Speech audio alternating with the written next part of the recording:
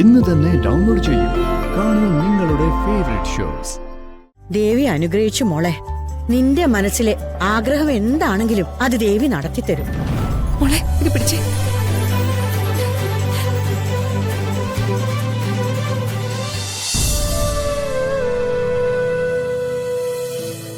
എന്റെ മനസ്സിലെ ഏറ്റവും വലിയൊരു ആഗ്രഹം നടത്തി തരണമെന്ന് ദേവിയോട് പ്രാർത്ഥിക്കാനാ ഞാൻ വന്നത്.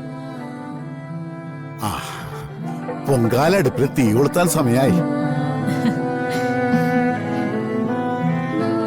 പായസം വെച്ച് തിളച്ചു തൂവുമ്പോ ആ ആഗ്രഹം ദേവി എനിക്ക് സാധിച്ചു തരുമെന്ന് എനിക്ക് വിശ്വാസം ഉണ്ടായിരുന്നു.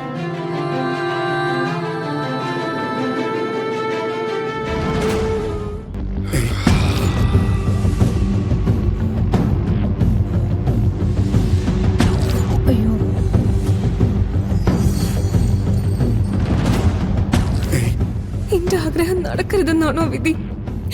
അതാണോ എനിക്ക് ചടങ്ങിൽ നിൽക്കാൻ പോലും പറ്റാതെ വന്നത്?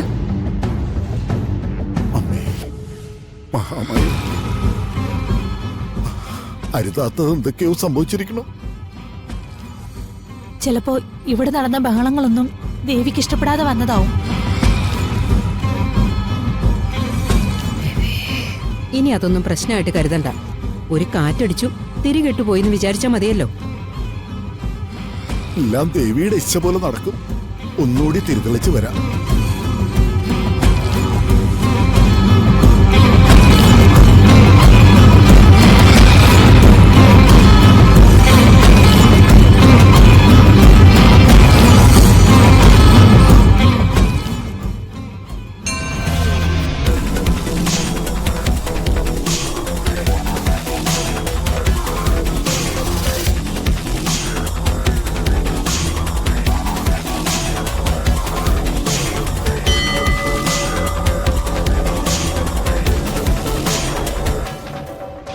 ചേച്ചി, ചേച്ചി എന്താ വിഷമിച്ചിരിക്കുന്നേ? ഒന്നുമില്ല. അല്ല, അത് നുണയാ. ഈ നടയിൽ നിന്ന് നുണ പറയാൻ പാടില്ലെന്ന് ചേച്ചിക്ക് അറിയില്ലേ? അത് എനിക്കിന്ന് ദേവിക്ക് നിവേദ്യം ഉണ്ടാക്കണമെന്നുണ്ടായിരുന്നു. പക്ഷെ അതിന് സാധിച്ചില്ല. അതിന്റെ സങ്കടത്തിൽ ഇരുന്ന് പോയതാ. അതെന്താ സാധിക്കാതിരുന്നത്?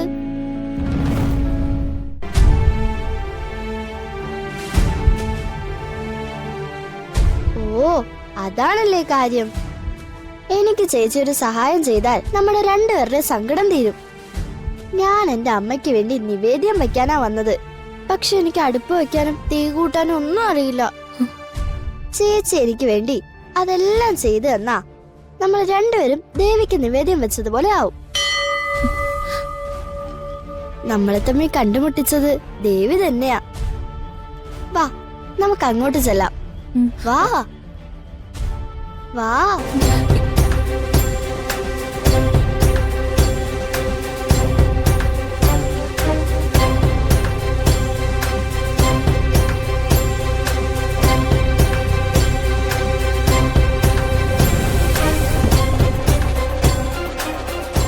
ആ വീട്ടിലെ മൂത്ത പെൺകുട്ടി അല്ലല്ലോ അടുപ്പ് കത്തിച്ചത്. അതാവോ എന്തോ തീ കെട്ടുപോകാൻ കാരണമായത്. എന്തോ അനിഷ്ടം ഉണ്ടായിട്ടുണ്ട്, അത് ഉറപ്പാ. ഈ തിരുമേനി എന്താ വരാത്തെ? തീ കെട്ടതല്ലേ, എന്തെങ്കിലും പരിഹാര പൂജ ചെയ്തിട്ടാവും ഇനി വരുന്നത്. നിങ്ങളുടെയൊക്കെ മനസ്സിലെ ക്രൂരതകൾ കൊണ്ടാ ഇത്തരം ദുർനിമിത്തങ്ങളൊക്കെ ഉണ്ടാവുന്നത്. മനുഷ്യന്റെ വാക്കുകളും പ്രവൃത്തികളും മറ്റുള്ളവരെ വേദനിപ്പിക്കുന്നതാവരുത്. അത് ദൈവങ്ങൾക്ക് പോലും സഹിക്കില്ല.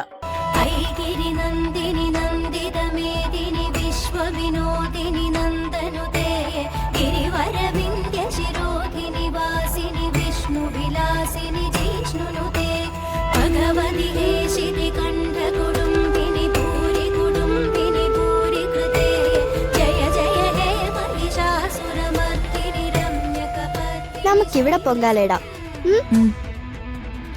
എങ്ങോട്ടാ?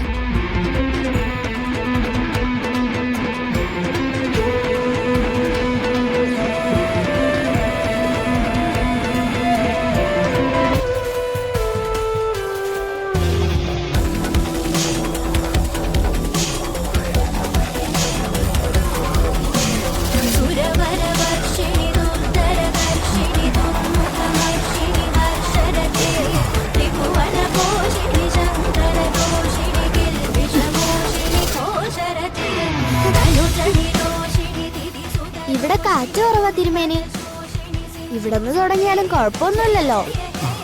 ഈ ചേച്ചിയല്ലേ കുടുംബത്തിലെ മൂത്ത കുട്ടി. എന്നാൽ അങ്ങനെ തന്നെ ആയിക്കോട്ടെ തിരുമേനി. പോന്നോളൂ തിരുമേനി.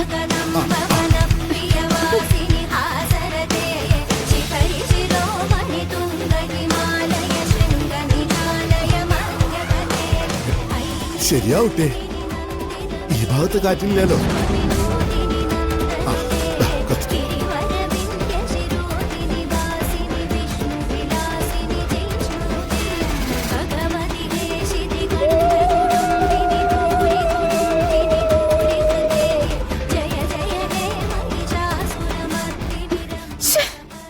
തിരുമേനി, ഇനി അവരുടെ അടുപ്പിൽ തീ പകർന്നോളൂ. ആയിക്കോട്ടെ.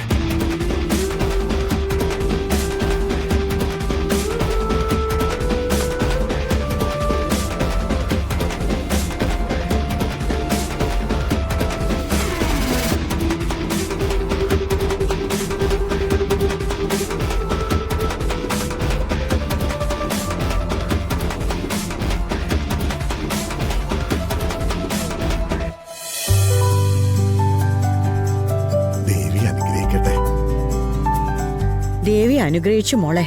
നിന്റെ മനസ്സിലെ ആഗ്രഹം എന്താണെങ്കിലും അത് ദേവി നടത്തിത്തരും. മോളെ ഇത് പിടിച്ചേ.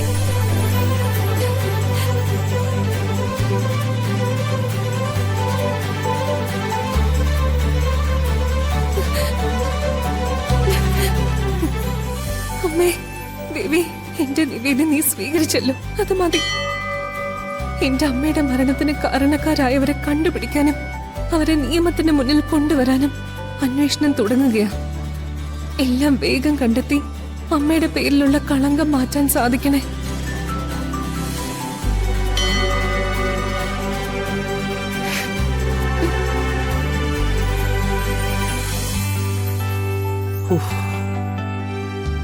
മോൾക്ക് ആപത്തൊന്നും വരുത്താതെ ഈശ്വരൻ കാത്തല്ലോ, അതന്നെ വലിയ കാര്യം. സഹദേവട്ടെ വിളിച്ച് കാര്യം പറഞ്ഞപ്പോ തൊട്ട് ഞങ്ങൾ ആകെ ടെൻഷനിലായി പോയി. അപ്പൊ മുതല് എല്ലാ ഈശ്വരന്മാരെയും വിളിച്ച് പ്രാർത്ഥന തുടങ്ങിയതാ. നമ്മൾ ആരോടും വലിയ ദ്രോഹങ്ങളൊന്നും ചെയ്തിട്ടില്ലല്ലോ. അതുകൊണ്ട് ഈശ്വരൻ നമ്മളെ അങ്ങനെയൊന്നും കൈവിടില്ല, അത് ഉറപ്പാ. അതെ, മോളെ തിരിച്ചിട്ടുന്നത് വരെയുള്ളൊരു സമയം ഞാൻ വല്ലാത്തൊരവസ്ഥയിലായിരുന്നു അമ്മേ. എന്റെ ശ്വാസം നിലച്ചു പോയതുപോലെ എനിക്ക് തോന്നിയത്. അങ്ങനെയൊക്കെ ആണെങ്കിലും ആ സിറ്റുവേഷനും പൂർണിമ നന്നായിട്ട് ഹാൻഡിൽ ചെയ്തു. അത്രയും മനസ്സാന്നിധ്യം എനിക്ക് പോലും ഉണ്ടെന്ന് തോന്നില്ല. അത് ശരിയാ. അത്രയും ധൈര്യവും കേപ്പബിലിറ്റിയും ഉള്ളതുകൊണ്ട് ഒരുപാട് പ്രഷറുകൾക്കിടയിലും പൂർണിമയ്ക്ക് ഭംഗിയായി ബിസിനസ് നോക്കാൻ പറ്റുന്നു.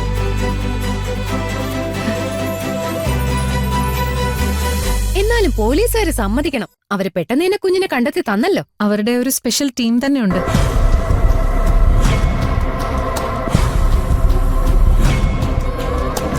അതിലുള്ളവർ ആരൊക്കെയാണെന്നോ അവരെങ്ങനെയാണ് ഓപ്പറേഷൻസ് നടത്തുന്നതെന്നോ മറ്റു പോലീസുകാർക്ക് പോലും അറിയില്ല. നമ്മുടെ പോലീസ് ശരിക്കും ഒരു സംഭവം തന്നെ.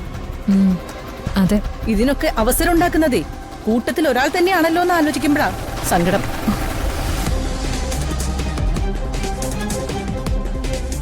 സഞ്ജയെ ഒഴിവാക്കിയാലും പോവില്ലെങ്കിൽ എന്തു ചെയ്യും? ഈ പ്രായത്തില് എന്റെ കുഞ്ഞിനെ എന്തൊക്കെ അനുഭവിക്കേണ്ടി വന്നത്. എല്ലാം ഓരോ സമയദോഷത്തിന്റെയാ. അതൊക്കെ മാറാൻ ഒരു പൂജ നടത്തണം. അതിനി നിങ്ങൾ ആരും ഒരു തടസ്സം പറയരുത്. ഇല്ലമ്മേ, ഇനി ആരും തടസ്സം പറയില്ല. നമുക്ക് ഉടനെ അതങ്ങ് നടത്താം. അതെ, അത് തന്നെ വേണ്ടത്. പൃഥ്വി എവിടെ?